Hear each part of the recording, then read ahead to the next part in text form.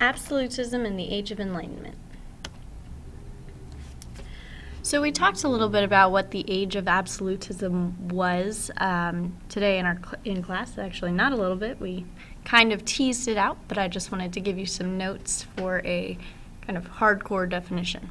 So absolutism was a political theory that began to emerge during the 1600s, and so the absolute monarch had almost total control over the state. And so the state being his government, his country, his people, the institutions within his country, they were all at the hands of the king.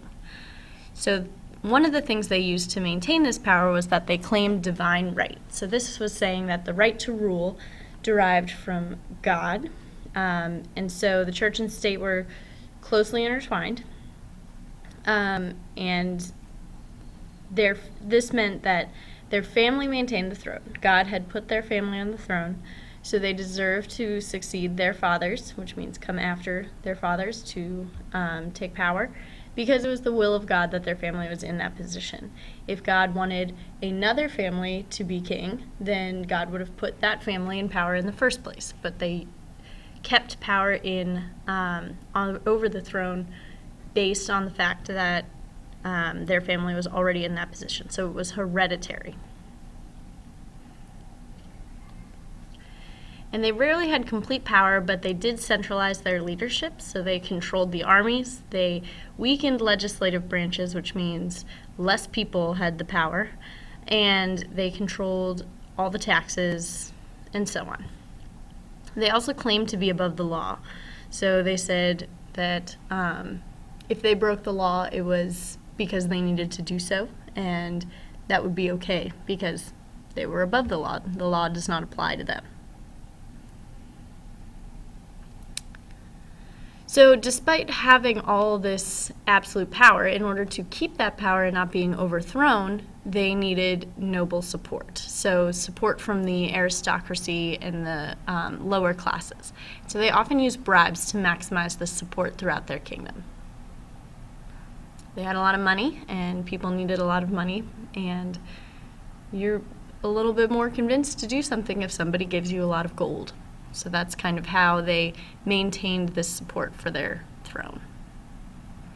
And some key examples that you'll hear about are Louis XIV, and it is pronounced Louis, not Louis, because it's French.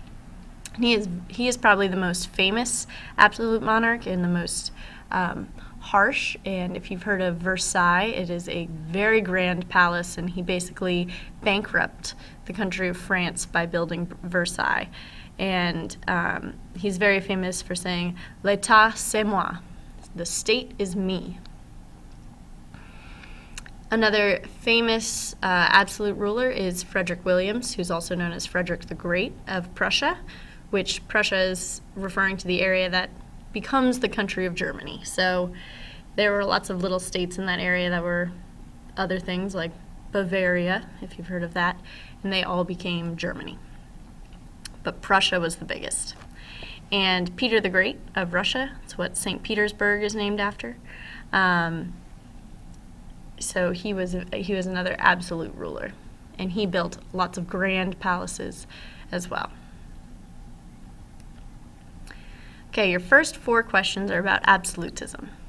And there are 2 kind of tricky questions in here that I put to challenge you, so try your best at those.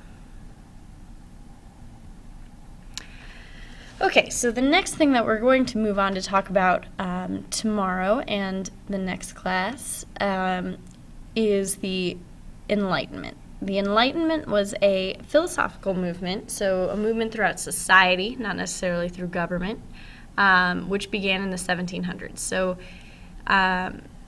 this was really started by these people called philosophes, which is French for philosophers.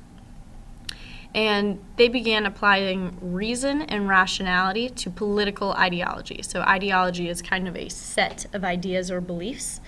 And so think about the Enlightenment and those ideas and beliefs about government, and then we'll talk about how the Enlightenment is drastically different.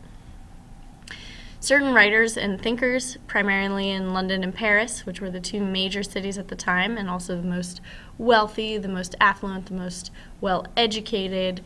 So they had these schools there. They had people to think and study science, now that science was popular thanks to the scientific revolution. So these thinkers believed they were more enlightened than their compatriots or other people in their country. And so they set out to enlighten others. So they began writing. And they began writing books and publicizing their ideas in newspapers and things of that nature.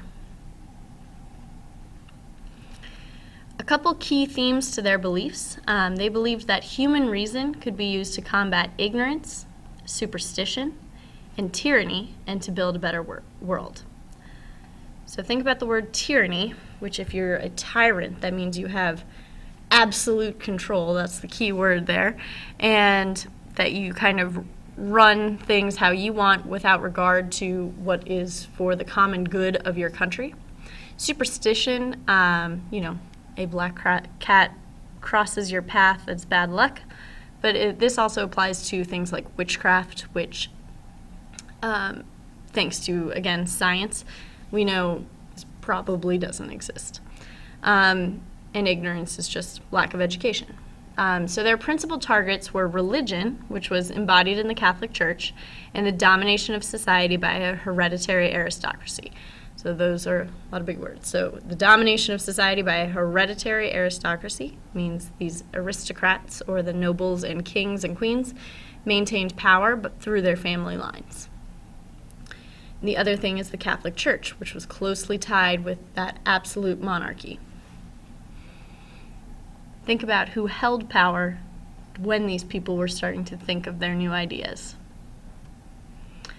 So 6 main ideas that come out of the Enlightenment that we're going to discuss further with regards to specific thinkers. Number 1, government should protect people's natural rights. So life, liberty, and property. That sounds familiar. Number 2, government is determined by the people. This is called a social contract. And we'll talk more about what that means. So that means if the people support the government, then the government should remain in power. Not that if government is given power by God, allegedly, they should remain in power, even if their people don't like that they're in power. Number 3, all people can be educated, not just the wealthy. Number 4, there should be a separation of church and state. Religion doesn't really have anything to do with the wealth of a country or how a country is governed. The religion should remain separate, and that should be a personal, individual belief. Number 5, natural laws run the world. So supply and demand runs the economy. If more people want something, there's more of a demand. So the price goes up, and if more stuff is available, the price goes down so they can sell it. The 6th one is the scientific method should be used to create natural laws or discover natural laws. So think about Isaac Newton here and his influence on society. Okay, these last 4 questions of checkpoint number 2, and then you are done.